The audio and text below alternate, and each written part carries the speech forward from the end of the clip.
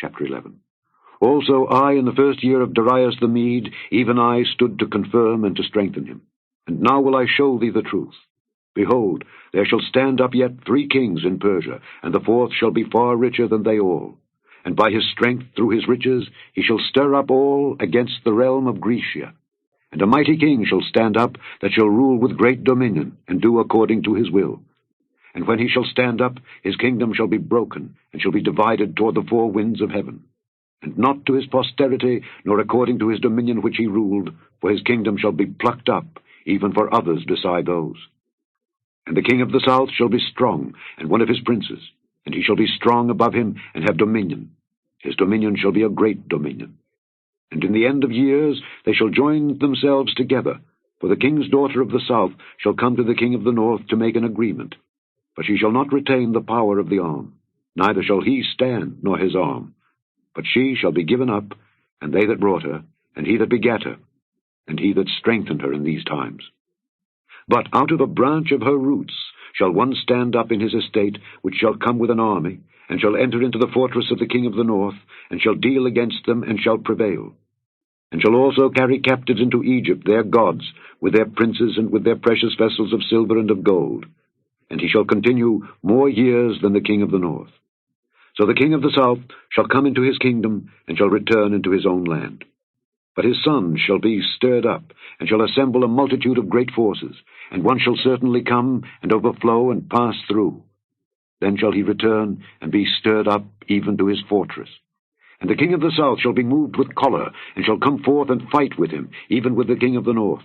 And he shall set forth a great multitude, but the multitude shall be given into his hand.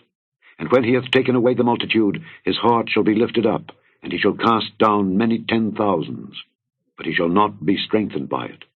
For the king of the north shall return, and shall set forth a multitude greater than the former, and shall certainly come after certain years with a great army, and with much riches. And in those times there shall many stand up against the king of the south. Also the robbers of thy people shall exalt themselves to establish the vision, but they shall fall. So the king of the north shall come, and cast up a mount, and take the most fenced cities. And the arms of the south shall not withstand, neither his chosen people, neither shall there be any strength to withstand. But he that cometh against him shall do according to his own will, and none shall stand before him. And he shall stand in the glorious land, which by his hand shall be consumed. He shall also set his face to enter with the strength of his whole kingdom, and upright ones with him. Thus shall he do. And he shall give him the daughter of women, corrupting her. For she shall not stand on his side, neither be for him. After this shall he turn his face unto the isles, and shall take many. But a prince for his own behalf shall cause the reproach offered by him to cease.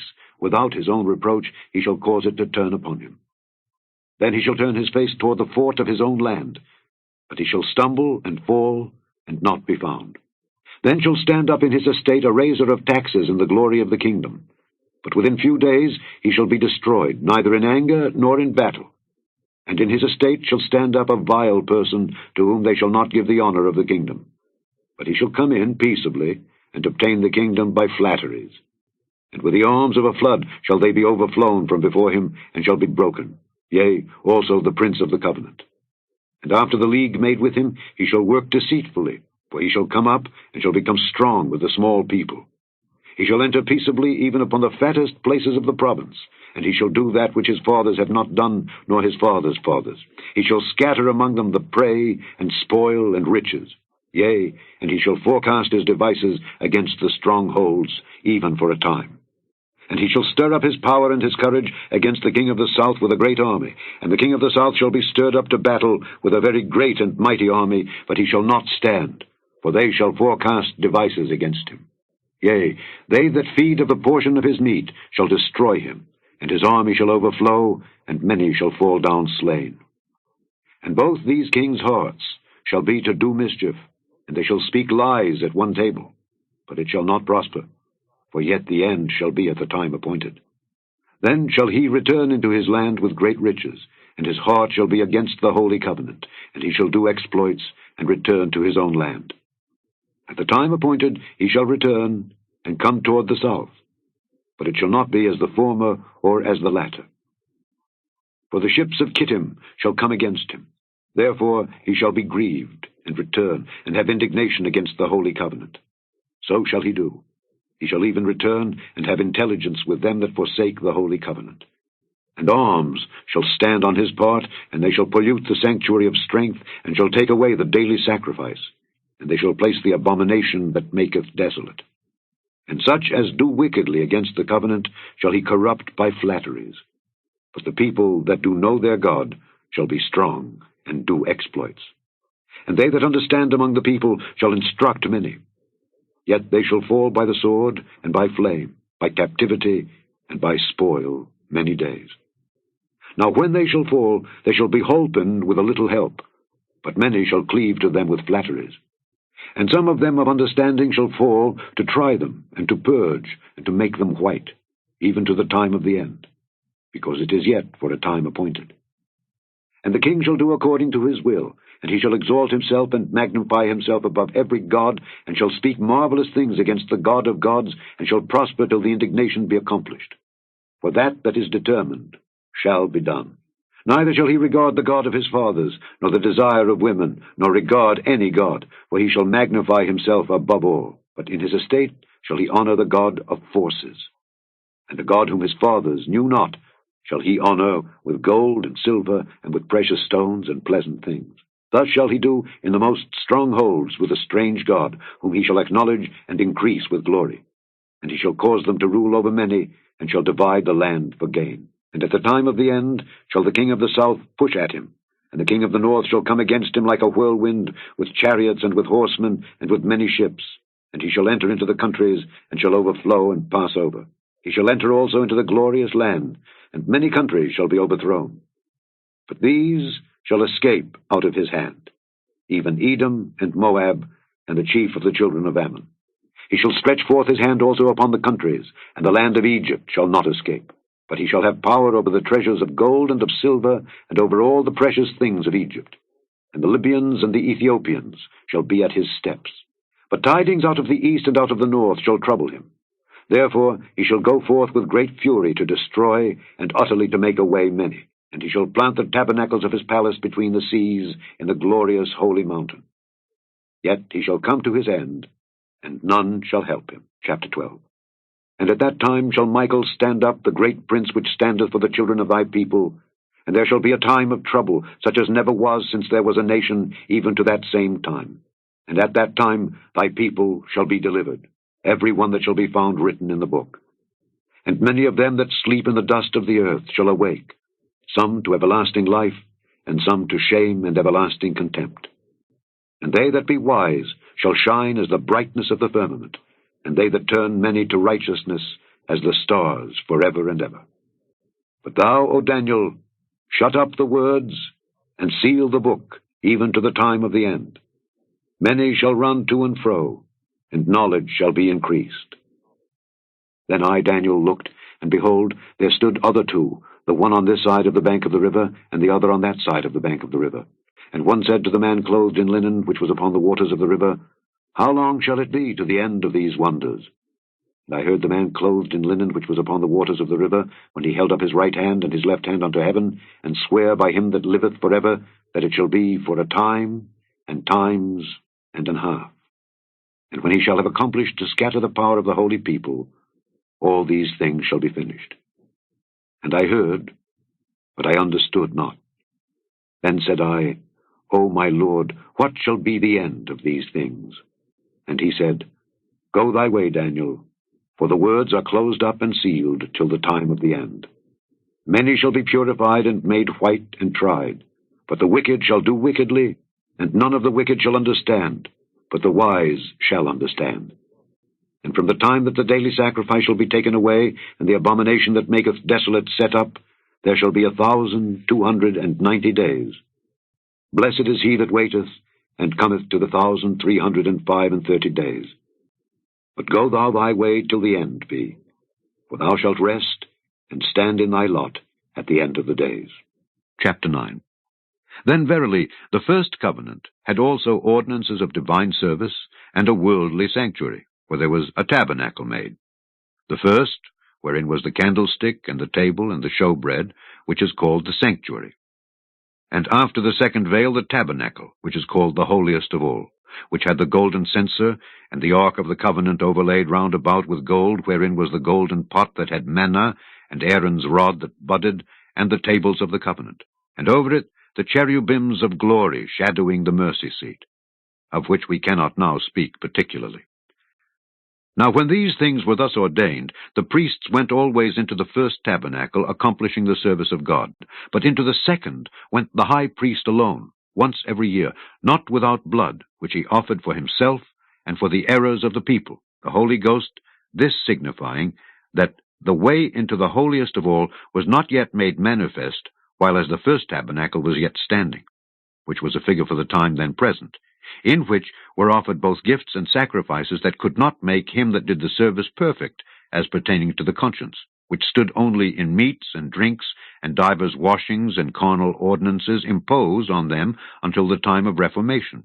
But Christ being come and high priest of good things to come, by a greater and more perfect tabernacle, not made with hands, that is to say, not of this building, neither by the blood of goats and calves, but by his own blood, he entered in once into the holy place, having obtained eternal redemption for us. For if the blood of bulls and of goats, and the ashes of an heifer sprinkling the unclean, sanctifieth to the purifying of the flesh, how much more shall the blood of Christ, who through the eternal Spirit offered himself without spot to God, purge your conscience from dead works to serve the living God? And for this cause he is the mediator of the New Testament, that by means of death, for the redemption of the transgressions that were under the first testament, they which are called might receive the promise of eternal inheritance. For where a testament is, there must also of necessity be the death of the testator. For a testament is of force after men are dead, otherwise it is of no strength at all while the testator liveth. Whereupon neither the first testament was dedicated without blood. For when Moses had spoken every precept to all the people according to the law, he took the blood of calves and of goats, with water, and scarlet wool, and hyssop, and sprinkled both the book and all the people, saying, This is the blood of the testament which God hath enjoined unto you. Moreover, he sprinkled with blood both the tabernacle and all the vessels of the ministry. And almost all things are by the law purged with blood, and without shedding of blood is no remission. It was therefore necessary that the patterns of things in the heavens should be purified with these, but the heavenly things themselves with better sacrifices than these. For Christ is not entered into the holy places made with hands, which are the figures of the true, but into heaven itself, now to appear in the presence of God for us, nor yet that he should offer himself often, as the high priest entereth into the holy place every year with blood of others. For then must he often have suffered since the foundation of the world. But now, once, in the end of the world, hath he appeared to put away sin by the sacrifice of himself. And as it is appointed unto men once to die, but after this the judgment, so Christ was once offered to bear the sins of many, and unto them that look for him shall he appear the second time without sin unto salvation. Chapter 10. For the law, having a shadow of good things to come, and not the very image of the things, can never, with those sacrifices which they offered year by year continually, make the comers thereunto perfect. For then would they not have ceased to be offered? Because that the worshippers once purged should have had no more conscience of sins. But in those sacrifices there is a remembrance again made of sins every year. For it is not possible that the blood of bulls and of goats should take away sins. Wherefore, when he cometh into the world, he saith, Sacrifice and offering thou wouldest not, but a body hast thou prepared me. In burnt offerings and sacrifices for sin thou hast had no pleasure. Then said I, Lo, I come. In the volume of the book it is written of me, To do thy will, O God. Above, when he said, Sacrifice and burnt offerings and offering for sin thou wouldest not, neither hadst pleasure therein, which are offered by the law. Then said he, Lo, I come to do thy will, O God. He taketh away the first, that he may establish the second. By the which will we are sanctified through the offering of the body of Jesus Christ once for all. And every priest standeth daily ministering, and offering oftentimes the same sacrifices, which can never take away sins. But this man, after he had offered one sacrifice for sins forever, sat down on the right hand of God, from henceforth expecting till his enemies be made his footstool. For by one offering he hath perfected forever them that are sanctified. Whereof the Holy Ghost also is a witness to us. For after that he had said before, This is the covenant that I will make with them after those days, saith the Lord. I will put my laws into their hearts, and in their minds will I write them, and their sins and iniquities will I remember no more. Now, where remission of these is, there is no more offering for sin. Having therefore, brethren, boldness to enter into the holiest by the blood of Jesus, by a new and living way, which he hath consecrated for us through the veil, that is to say, his flesh, and having an high priest over the house of God, let us draw near with a true heart in full assurance of faith, having our hearts sprinkled from an evil conscience, and our bodies washed with pure water. Let us hold fast the profession of our faith without wavering, for he is faithful that promised. And let us consider one another to provoke unto love and to good works, not forsaking the assembling of ourselves together, as the manner of some is, but exhorting one another, and so much the more as ye see the day approaching. For if we sin wilfully, after that we have received the knowledge of the truth, there remaineth no more sacrifice for sins, but a certain fearful looking for of judgment and fiery indignation, which shall devour the adversaries. He that despised Moses' law died without mercy under 2 or 3 witnesses. Of how much sorer punishment, suppose ye, shall he be thought worthy, who hath trodden under foot the Son of God, and hath counted the blood of the covenant wherewith he was sanctified an unholy thing, and hath done despite unto the Spirit of grace? For we know him that hath said, Vengeance belongeth unto me, I will recompense, saith the Lord. And again, the Lord shall judge his people. It is a fearful thing to fall into the hands of the living God. But call to remembrance the former days, in which, after ye were illuminated, ye endured a great fight of afflictions, partly whilst ye were made a gazing stock both by reproaches and afflictions, and partly whilst ye became companions of them that were so used. For ye had compassion of me in my bonds, and took joyfully the spoiling of your goods, knowing in yourselves that ye have in heaven a better and an enduring substance. Cast not away therefore your confidence, which hath great recompense of reward. For ye have need of patience, that after ye have done the will of God, ye might receive the promise. For yet a little while, and he that shall come, and will not tarry. Now the just shall live by faith. But if any man draw back, my soul shall have no pleasure in him. But we are not of them who draw back unto perdition, but of them that believe to the saving of the soul. Psalm 124. If it had not been the Lord who was on our side, now may Israel say, if it had not been the Lord who was on our side, when men rose up against us, then they had swallowed us up quick, when their wrath was kindled against us. Then the waters had overwhelmed us, the stream had gone over our soul. Then the proud waters had gone over our soul. Blessed be the Lord, who hath not given us as a prey to their teeth. Our soul is escaped as a bird out of the snare of the fowlers. The snare is broken, and we are escaped. Our help is in the name of the Lord, who made heaven and earth.